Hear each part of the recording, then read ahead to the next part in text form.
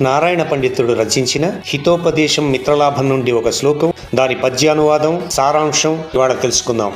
పరోక్షే కార్యహంతారం ప్రత్యక్షే ప్రియవాదినం వర్జయేత్తాదృశం మిత్రం విషకుంభం పయోముఖం.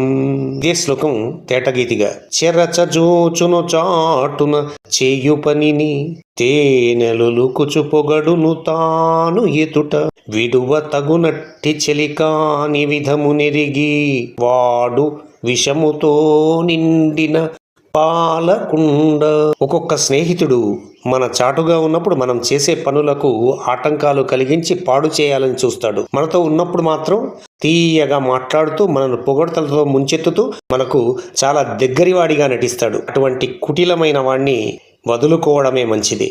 అలాంటి వాడిని పయోముఖ విషకుంభం అంటారు. అంటే పైకి పాలుగా కనిపించిన విషం కలిపిన పాలకుండ వంటి వాడని అర్థం. ధన్యవాదాలు.